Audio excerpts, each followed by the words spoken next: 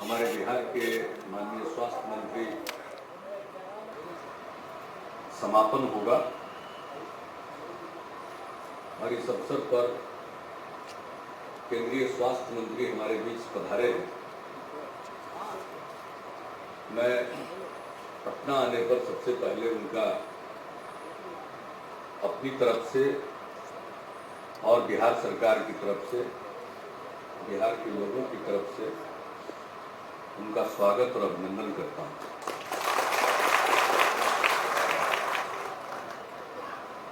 अब लोगों के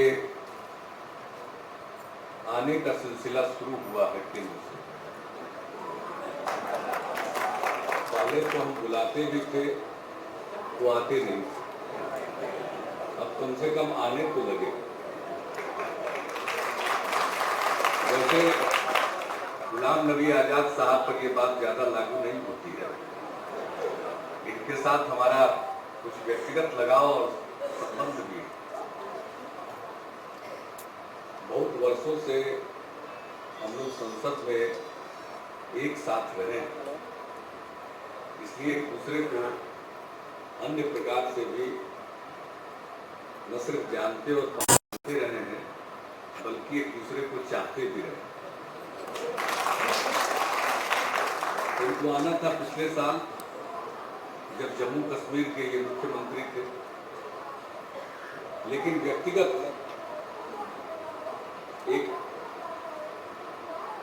शोक की घटना के कारण ये उस वक्त नहीं पधार पाए थे, बल्कि श्रीनगर से चलकर या जम्मू से चलकर ये दिल्ली पहुंच भी चुके थे।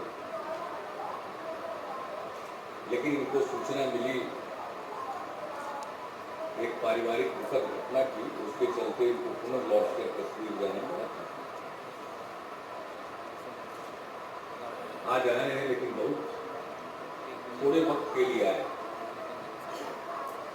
और मौसम ने फिर थोड़ी बाधा डाल दी। विमान उड़ नहीं पाया समय पर, इसलिए इनके कार्यक्रम में लगभग 2 घंटे की कटौती हो गई। फिर भी आना सबसे ज्यादा महत्वपूर्ण है और आरोग्य तो एक बहाना। जब आ चुके तो फिर आएंगे और मैं इनसे अनुरोध करूंगा कि समय निकालकर बिहार आएं और स्वास्थ्य के क्षेत्र में जो बिहार में काम हो रहा है उसको खुद भी देखें, शिक्षा की कहीं जगह पर चलकर और पूरी स्थिति की समीक्षा भी करें और फिर हमारी जो कठिनाइयां हैं उसको भी उस वक्त समझेंगे।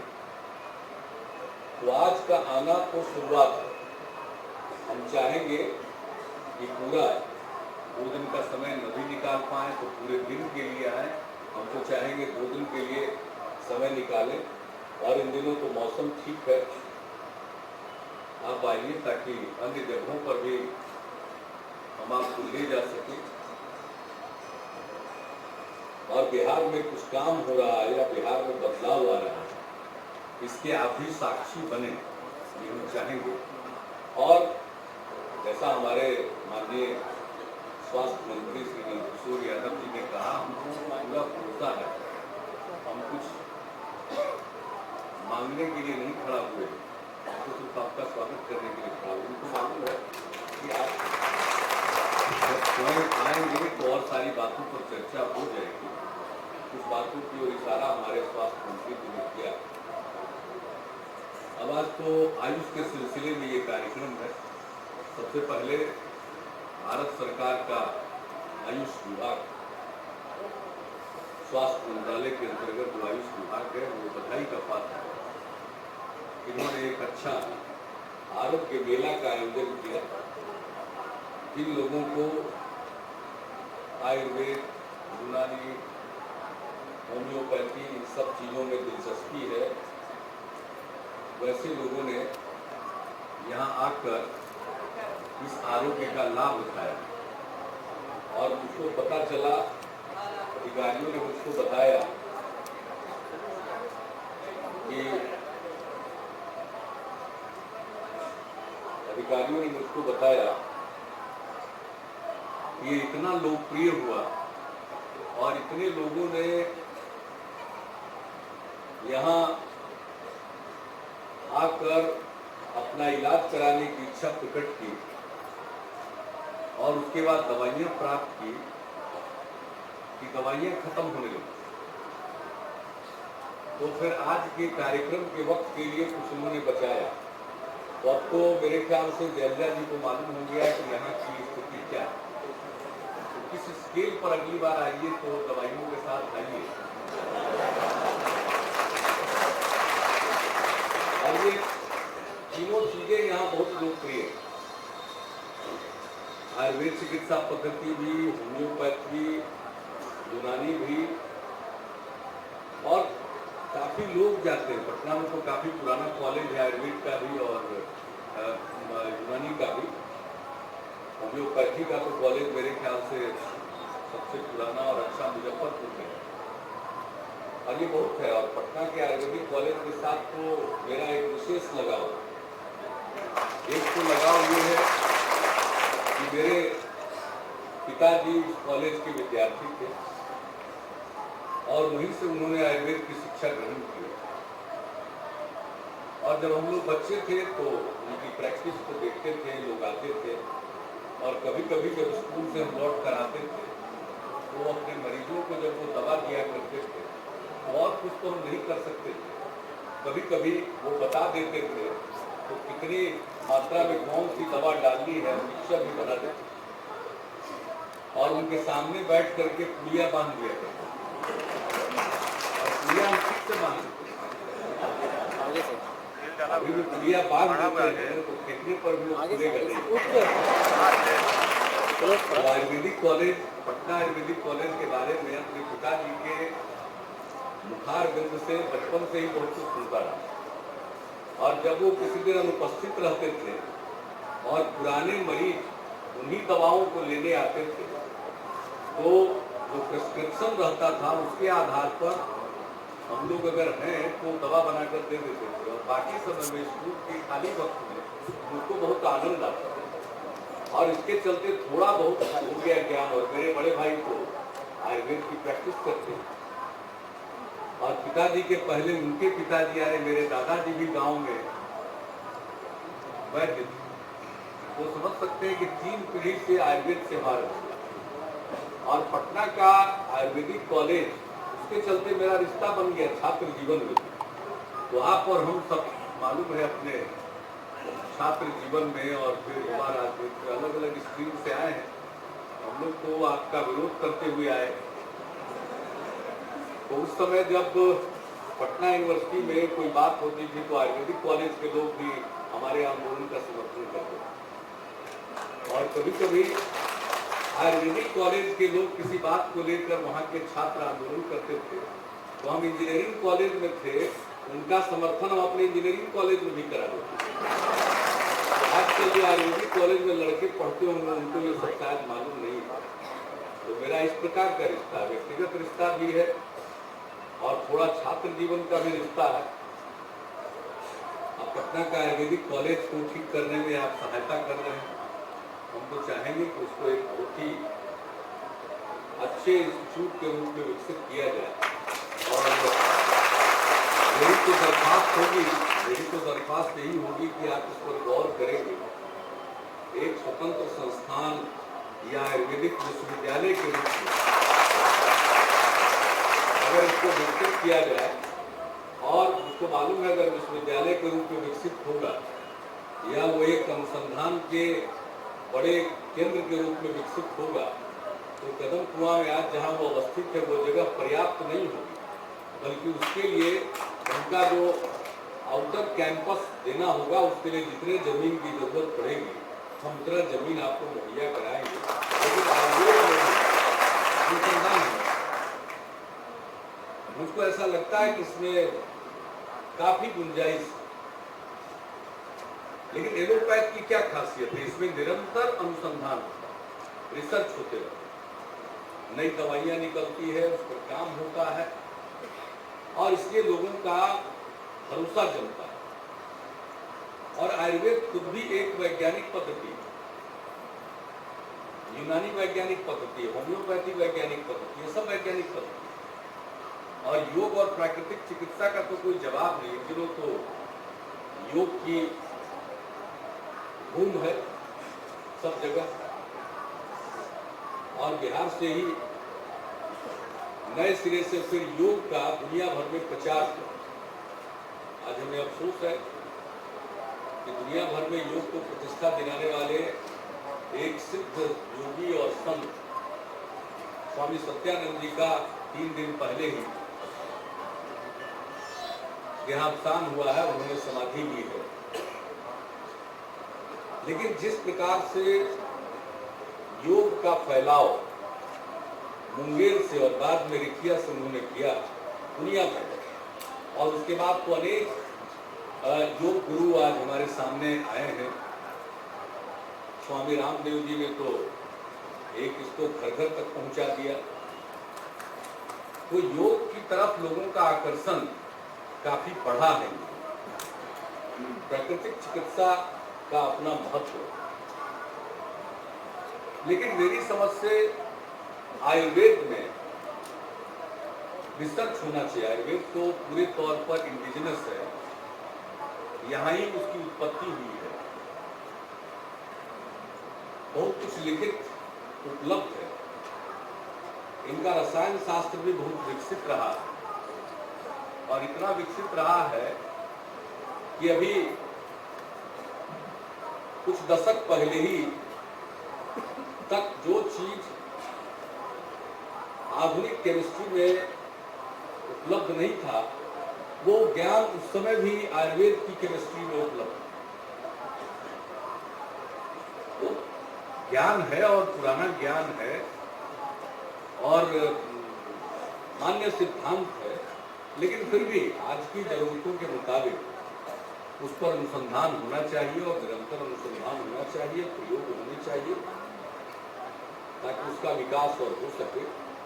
खुशी की बात है कि देश का ध्यान उस ओर गया है और आज जब कोई बीमारी असाध्य हो जाती है तो बहुत लोग इन पद्धतियों की तरफ जाते हैं।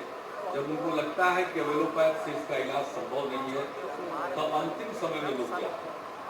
जबकि ठीक ढंग से प्रचार प्रसार हो तो लोग अपनी सुविधा से और अपने मन के मुताबिक इसका चयन कर सकते।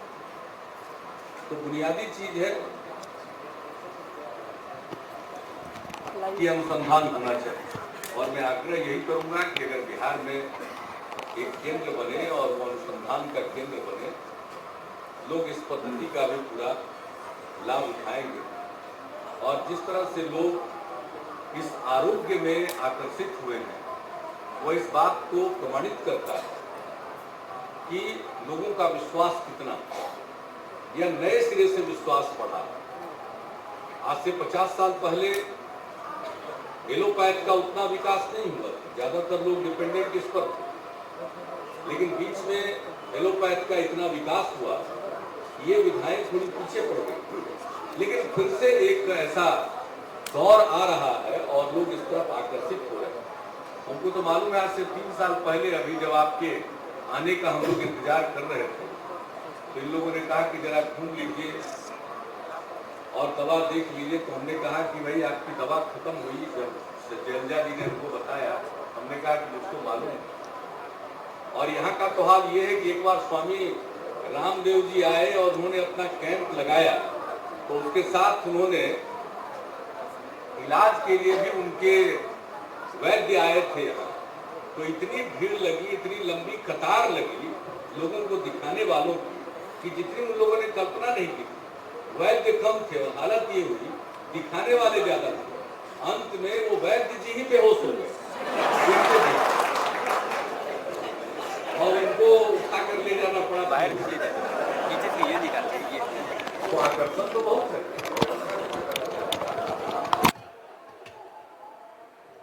आकर्षण तो बहुत है और लोगों के इस आकर्षण को देखते हुए हमें बहुत कुछ करना चाहिए। हमारे टीवी एंटोनी साहब भी सामने बैठे हुए हैं। अब इनकी मदद हम लोग ले रहे हैं यहाँ परिवार कल्याण के लिए। सब दुनिया जानती है, तमिलनाडु से इन्होंने अपना अभियान शुरू किया और टीवी एंटोनी ऐसा नाम है जो सब लोगों को मालूम है कि परिवार नियोजन के क्षेत्र में इन्होंने बहुत काम किया। बिहार में हम बड़े पैमाने पर शुरू कर रहे हैं। तो स्वास्थ्य के क्षेत्र में, हर क्षेत्र में, हर प्रक्षेत्र में हम लोगों ने कुछ इनिशिएटिव लिया है। आपका सहयोग है, आपका सहयोग मिलता रहे, हम लोग यही चाहेंगे और इन सब पैथियों का विकास होगा। और जैसा हमारे स्वास्थ्य मंत्री जी ने बताया, हम कोई डिस्क्रिमिनेशन नहीं करते, बल्कि सब में पैरिटी ला दिया। चाहे रिटायरमेंट एज हो, तनख्वाह की बात हो, स्टाइपेंड की बात हो, सब चीजों में पैरिटी ला दिया कि जिनको जहां इलाज कराना। और हम लोग अब कोशिश कर रहे हैं, नियुक्ति भी बड़े पैमाने पर ये करने जा रहे हैं, हमारे स्वास्थ्य विभाग के द्वारा किया जा रहा है। और हर एक प्राथमिक स्वास्थ्य केंद्र पर सभी उपलब्ध रहे, ताकि एक जगह पर उपलब्ध रहने के बाद वो अपना इलाज करा सकेंगे। लेकिन इस अवसर पर जो आयुर्वेद के लोग हैं उनसे हम एक बात कहेंगे कि धीरे धीरे देखा गया है कि एलोपैथ की तरफ जब लोगों का आकर्षण हुआ तो देखा ये गया है कि बुरा मत मानिएगा, कुछ हमारे आयुर्वेदाचार्य लोग भी एलोपैथी दवाएं करने लगे। ठीक है, एलोपैथी दवाओं का ज्ञान है और पढ़ाया भी जाता है, हमको मालूम है, लेकिन आयुर्वेद पर ही भरोसा करना चाहिए और कोशिश करनी चाहिए कि हम आयुर्वेद के माध्यम से ठीक करें। अभी आंख के इलाज के बारे में बात हुई, तो बहुत सारी चीजें ऐसी है, आंख की ऐसी बीमारियां हैं कि जिसमें अभी भी एलोपैथ में ब्रेक थ्रू नहीं हो पाया, वहां नहीं पहुंच पाया, लेकिन आयुर्वेद में उसकी दवाएं हैं। तो उनका इस्तेमाल होना चाहिए और लोगों का इलाज होना चाहिए, लोगों को स्वस्थ रखना। और हम तो अपने बिहार के बारे में यही मानकर चलते हैं कि हमारी जो भी पूंजी है वो हमारी पूंजी है, यहाँ की आबादी, यहाँ के लोग, हमारी युवा आबादी, ये हमारी सबसे बड़ी पूंजी है। हम उसको स्वस्थ रखें और शिक्षित बनावें तो फिर वो अपने लिए रास्ता बना लेंगे, अच्छा जीवन जीने के लिए अपना रास्ता तय कर लेंगे। इसलिए हम तो चाहते हैं सबको स्वस्थ रखें। तो बड़े पैमाने पर हर क्षेत्र में काम चल रहा, आपका सहयोग चाहिए। एम्स का काम बहुत मंथर गति से चल रहा था, आपसे मुलाकात हुई, अब काम में कुछ गति आई है, वो बढ़े। बल्कि हमने तो आग्रह किया है कि जो आपने कई मेडिकल कॉलेजेस को उत्क्रमित किया है एम्स के तर्ज पर दूसरे राज्यों में, किसी किसी राज्य में 2-2 मेडिकल कॉलेज को उत्क्रमित किया है, अपने अपग्रेड किया है। तो हमारा आग्रह होगा कि पटना तो यहाँ है, एक गंगा नदी के पार उत्तर बिहार, जहाँ और सघन आबादी, यूं तो बिहार की आबादी सघन है, लेकिन हमारे उत्तर बिहार की आबादी और सघन है। तो मुजफ्फरपुर में भी पुराना मेडिकल कॉलेज है हम लोगों का, उसी को विकसित किया जाए एम्स के तर्ज पर। तो ये सारी चीजें हैं जो हम आपके संज्ञान में ला रहे हैं और इस दिशा में आपका सहयोग जरूर मिलेगा। और आज का दिन तो आपने जो कुछ भी किया है उसके लिए आपको धन्यवाद देने का है। और बाकी तो हम लोग मिलते रहेंगे, बात तो बढ़ती रहेगी और कुछ न कुछ हम सब मिलकर, अब बिहार की इतनी बड़ी आबादी है की जानकारी हम आपको दे दें कि पोलियो के उन्मूलन के लिए हमारे मंत्री जी ने कहा टीकाकरण में बहुत हम पीछे थे, इंस्टीट्यूशनल डिलीवरी में बहुत पीछे थे। हम लोगों ने कुछ नई नई योजनाएं बनाई, आशा वर्कर की देश भर की योजना।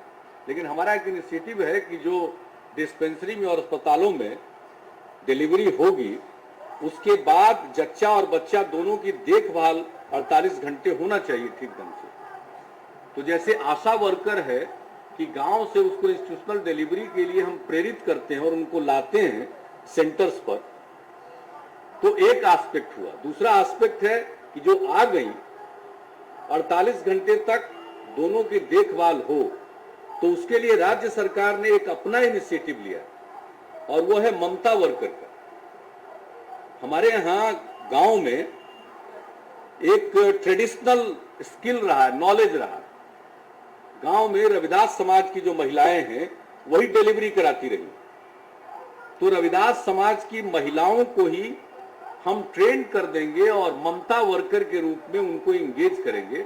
उनको उसी तर्ज पर मिलेगा मानदेय जिस तर्ज पर आशा वर्कर को दिया जाता, वो जितने लोगों की देखभाल करेंगी तो पर हेड उस हिसाब से उनको पैसा मिलेगा। इससे उनको उनकी आमदनी भी बढ़ेगी और गांव में महिलाओं को काम मिलेगा और ये नॉलेज है गांव में। और बाकी सारी सुविधा तो हम 2 बच्चे तक देते हैं। हमने ये भी सोचा है कि हम लोगों के लाख प्रयास के बाद भी, टीवी एंटोनी साहब के सब परामर्श को मानने के बाद भी कुछ लोग ऐसे होंगे जो 2 से अधिक जाएंगे, आप रोक नहीं सकते। अभी हाल में हम अपने विकास यात्रा में गए थे एक जगह, तो वहां पर एक महिला आई मंच पर। हम शाम में लोगों को बुलाते थे कि आइए आपको कुछ कहना हो, पक्ष में नहीं, कोई शिकायत हो तो बोलिए। तो महिला आई तो कही कि देखो तुम तो देता है 2 बच्चा तक के लिए और हमको 7 है, मेरा क्या होगा? आखिर मेरा क्या होगा? मेरा भी तो कुछ होना चाहिए। हमारा 7 बच्चा, कोई 8 बच्चा। तो एक अलग बात है, उस प्रवृत्ति पर काबू पाना है और परसुएट करके, जोर जबरदस्ती नहीं।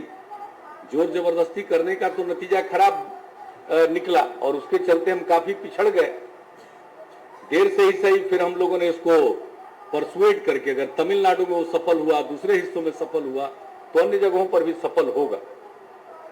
लेकिन सबके बावजूद ऐसे कपुल होंगे, ऐसे जोड़े होंगे जो 2 से अधिक तक बढ़ जाएंगे, तो उनको तो बाकी जगहों पर हम कोई सुविधा दे नहीं पाएंगे। तो उसके लिए जरूरी है कि गांव में ही उनकी डिलीवरी हो, तो सेफ डिलीवरी हो।